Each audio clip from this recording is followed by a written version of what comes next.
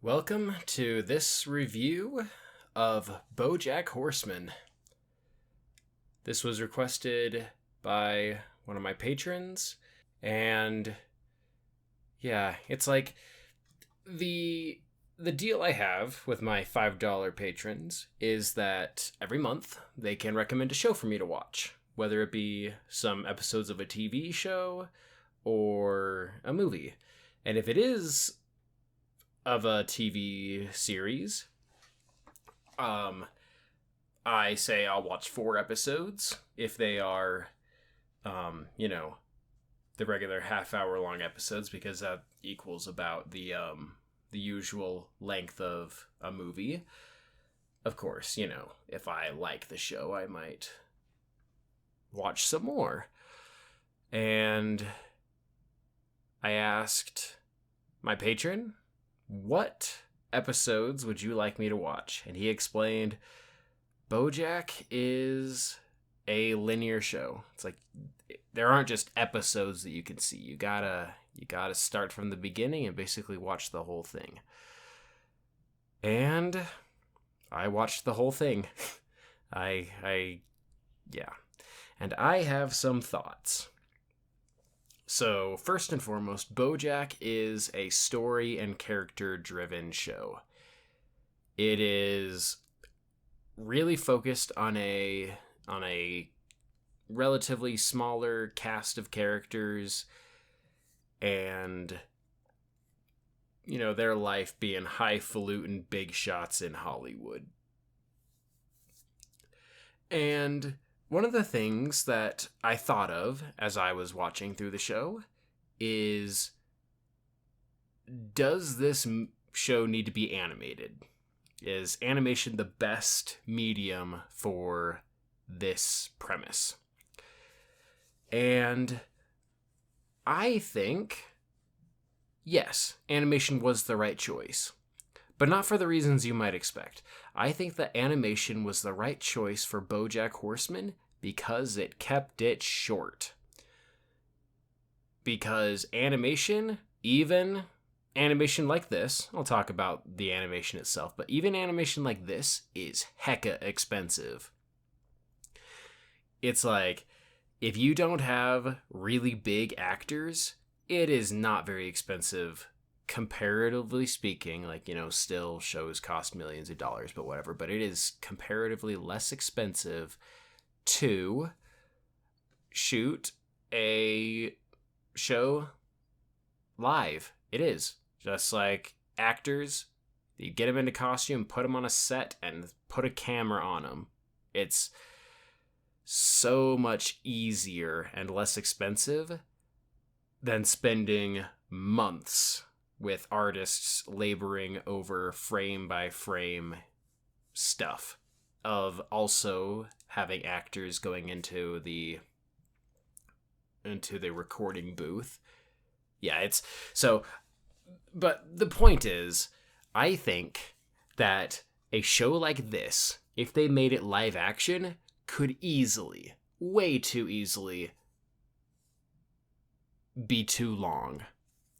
And this show is pretty long as it is. It's like, each season is like 16 episodes or something? I forget, but they could easily have made each season 25 or 30 episodes if this was live action. And so I think that animation was the right choice here. Now let's talk about the art style. The art style of this show is reminiscent of, adult animation. Stuff like Archer and Family Guy. That sort of stuff. But it's sort of... It doesn't... I don't know how to explain it. They make it work. But I think my biggest beef with the art style is that it mostly feels like it's a bunch of just vectored animations. But they're all vectored animations. But it's like, you can tell that it's not all, hand keyed every time. It's, It uses the flash techniques pioneered in the early 2010s to, well, actually, I don't know when it was pioneered, but basically it uses a bunch of symbols that basically create a puppet. And shows can do a lot of stuff with that. But it felt like this show used a lot of that in its art style. But it worked. Yeah, like, I felt like this show's art style didn't really evolve that much throughout the entire run of the series, which is fine. Like, not everything has to be Avatar: The Last Airbender, where if you compare the last episode to the first, it's like, wow. Night and day, just like immense increase in quality. And yeah, so I guess the animation itself, like, it doesn't do a lot of the things that I really like about animation, but it does do one of the things. This show did care about lip sync, and I will always care about making sure that the sounds that are coming from a character also making their lip and mouth shapes match what they're saying. And the show did that, so I appreciate that. But the real meat of this show is its story and its characters. It's like, I always say that animation is a visual medium, and I want to watch animation because I like animation. But this show, its visuals aren't bad, but the visuals aren't what gripped me. It was the story. And the story, I can only describe it as basically being, what if The Great Gatsby, but in Los Angeles with highfalutin movie executives and actors, and extended out to 6 seasons of a TV series. And The Great Gatsby, like, the show writers knew what they were doing. Like, they directly reference The Great Gatsby. It's like, yeah, they know what they're doing. And The Great Gatsby is about rich people doing rich people things and finding that all the money in the world and all the high parties and doing, famous people things, it's not the most fulfilling life, and they're always chasing something. And yeah, and this show deals a lot with substance abuse. Yeah, it's like, yeah, I don't want to get overly preachy or whatever, but like, let's just say that the standards that I have basically been brought up with and that I have now embraced would have prevented so many of the problems that this show has. It's like, I don't want to get into specifics, but basically family issues and substance abuse, if those things didn't happen, then this show would lose like basically everything that created conflicts. Because how many of the conflicts came because of, like, people died because of drug overdose. Yeah. And so basically what this show did is it offered me a window into seeing what life would be like if all of the boundaries that were taught to me and I have embraced, if I disregarded them and basically just said, that my philosophy in life is eat, drink, and be merry, for tomorrow I die. If that was the philosophy that I took, there could be so much, like so much in my life could just fall apart. Like that stuff, it doesn't really provide a firm foundation that would let me weather the storms of life. And so I think that was the big thing that just made me want to sit down and binge Bojack Horseman over the course of about 2 days. Yeah. I watched a lot of this show. And it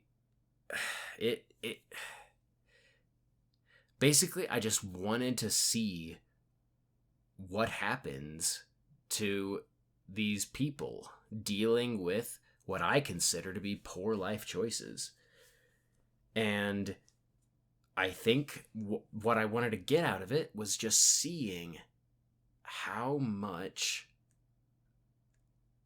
the boundaries that I have embraced for my life aren't really restricting me from having, a good time. They're keeping me from being in a mess.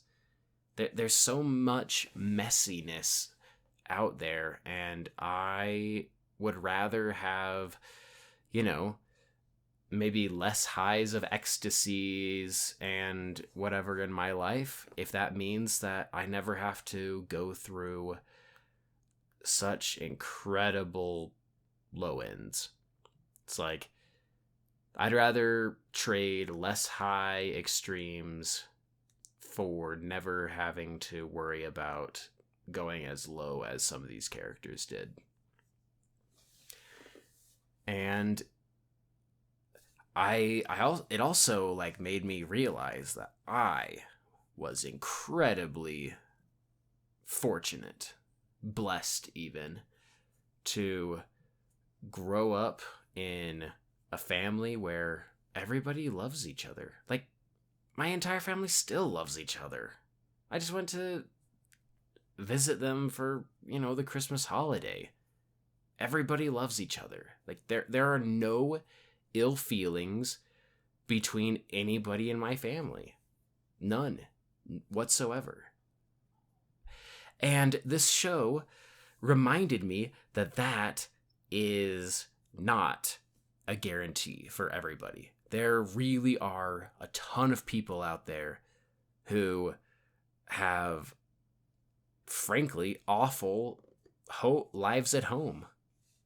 And I am so glad that I never had to experience that. It's really a foreign concept to me. And I think that is one of the things that drew me to want to finish this show. It let me explore a whole lot of foreign concepts where it's like, you've never experienced anything like this. And if your plans go as you want, if your life goes as you basically plan it to, you never will. And that's one of the things that art can do. Art is able to let you explore things that you would never be able to explore on your own. So, yeah, Bojack Horseman. I don't think, like, right now I have no desire to watch it again. Like, I think that watching it again would be largely uncomfortable. But I am glad that I watched it this time. I watched it through. I saw the story. And it made me want to make sure that I think of the consequences that my choices will bring in life. Specifically, the relationships in my life. I'm, probably the worst of the introverts, but the few relationships that I do have, I cherish. The relationship I have with my family, with my girlfriend, Like, I don't want to ruin anything. And I think a big part of it is because it can just get so messy. And it's like, this is just a TV show. You know, not everybody who, uses substances, not abuses, just even uses them, has to deal with this sort of thing. But yeah,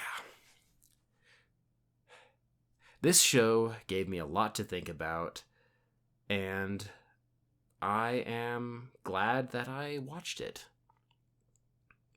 I don't think that I don't think it's for everybody. They're basically,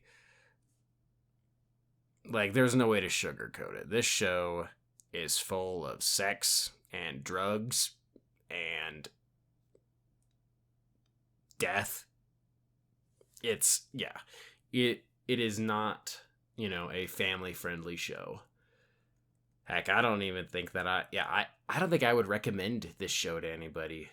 Like, there's nobody in my life that I'd be like, I think they could get something out of watching Bojack Horseman. But I got something out of it. I got a lot out of it. And yeah, I think I've got a complicated sort of view. Not view, like relationship? I don't know. I'm rambling. Long story short, I'm glad I watched Bojack Horseman, and I'm glad that it provided a window into a lot of foreign concepts. And yeah, this was good art. It explored concepts and challenged me, and at the end, yeah. Thanks for watching this review of Bojack Horseman.